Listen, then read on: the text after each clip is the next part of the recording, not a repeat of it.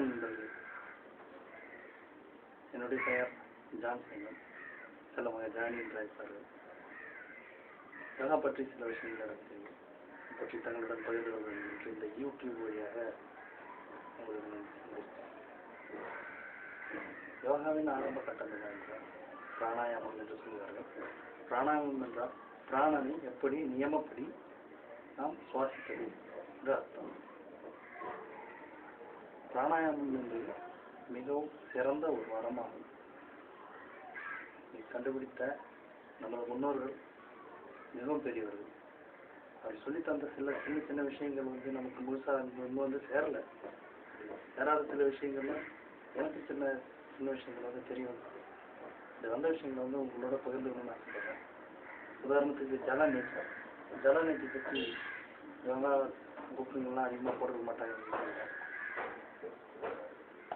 இதன் பெயர் ஜலநீதி. சரி, ஜலம் என்றால் தண்ணீர் என்று சமஸ்கிருதத்தில் அர்த்தம். ஜலத்தினை வைத்து நம்மை எப்படி நமது உடலை சுத்தப்படுத்திக் கொள்வது என்பது இதன் மூலமாக சொல்லி தரப்படுகிறது. ஒரு யோகா கிளாஸில் சொல்லித்தர வேண்டிய விஷயம் பொதுவாக சொல்லித் தருவதாக தெரியவில்லை. நான் இந்த விஷயத்தை நான் தங்களுடன் பகிர்ந்து கொள்ளலாம் என்று ஆசைப்படுகிறேன். இப்படி ஒரு கருவி யோகா சம்பந்தமான கலைகளில் கிடைக்கும். இதன் பெயர் ஜலநீதி கருவி என்று பெயர். இதற்குள்ளாக ஒன்றும் இருக்கு. இதன் மூலம் நாவல் இருக்கிறது. இதில் தண்ணீர் ஊற்றி இப்படி சாய்த்தால் இது வழியாக தண்ணீர் வரும்.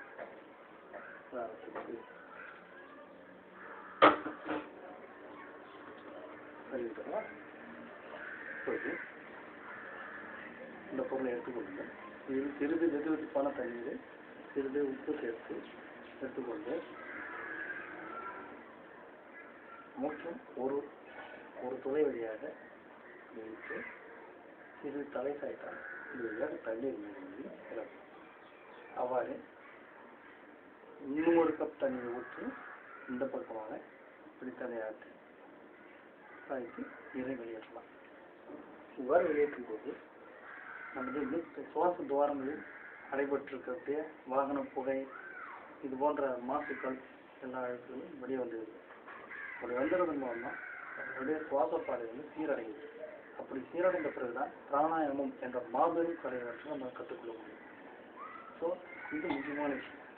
இப்படி உள்ளேயாருன தண்ணி அங்கங்க படிவுகள்லாம் இருக்கும். ஜவுகளில் போய் நிற்கும். உதாரணமாக சைனஸ் இருக்கிறவங்களுக்கு பற்றி உங்களுக்கு தெரியும். சைனஸ் என்று ஒரு ஜவு வளர்ச்சி அதிகமான அந்த மாதிரியான படிவுகளில் போய் இருக்கக்கூடிய தூசிகளை இந்த நீர் உள்ளே போய் சுத்தம் செய்யும். அப்படி செய்த தண்ணீர் கொஞ்சம் கொஞ்சம் அங்கங்கே சிக்கிட்டு அப்படி இருக்கக்கூடிய தண்ணீர் எப்படி வெளியே கொண்டாடுறது அப்படிங்கிறது ஒரு மெத்தட் வந்து நம்மளுக்கு இதில் கொடுத்துருக்காங்க.